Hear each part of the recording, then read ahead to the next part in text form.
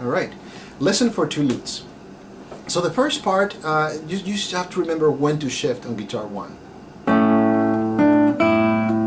G sharp. That 1 on the F sharp is going to move to the 4th position as you play a G sharp, to 4, back to 1, then 2, 4, 2, right? And then you go back to 1st position. Well, actually, in this case, 2nd position. Right? On the 2nd string, 1, B, 1, 2, then E, back to the 2nd string, E, 1, G sharp with 3. Move, actually stay there. Then shift, or you can actually certainly do this. In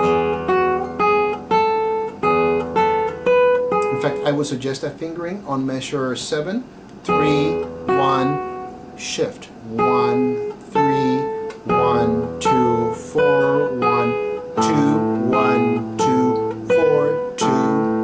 Okay? I'll take you through kind of one of the hardest passages of that piece. And then measure 9. 1, E. You know, he's setting you up for a D major chord. That really works there. So use 1, E. Kind of get in 1st position for a little bit. 3, 2. And it's so that 1 can come around and grab the E on the 4th string and play the B and the G string and the B, and the E strings and the B open. Right? Repeat that chord. He says to use 4 for that G natural. You could easily do 3.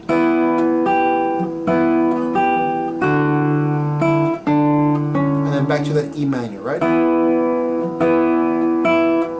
Slowly here, 2, B, 2, 3, open E. He has you switch to 2 for this. You don't need to. So if you use 3 for the D here, change position here on the F sharp. That way you don't have that many changes of position. So 3, 1, 2, 4, 3, 4, right? Then shift position, or you could do that switch right there. And that's very similar to what we did earlier in the piece, right? Here you actually get into a modal way of playing it. Right, very beautiful G natural there. Right? If you notice the movement, you're in 4th position, 2, E, get on 1st position, but you are actually squishing in the 4 with D bass. 1 comes around to grab the E on the 4th string, 3,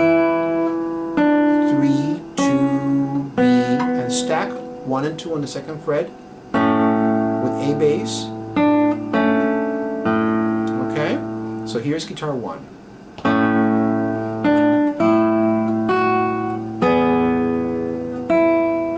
4th position.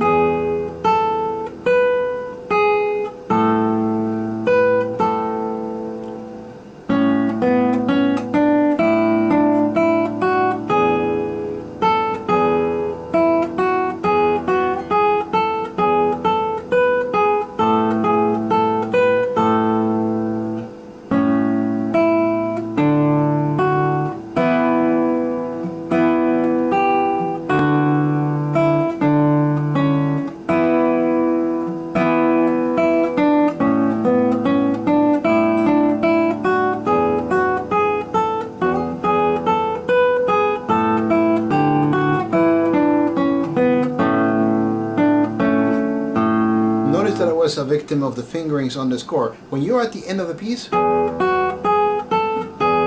right? Do the shift there, or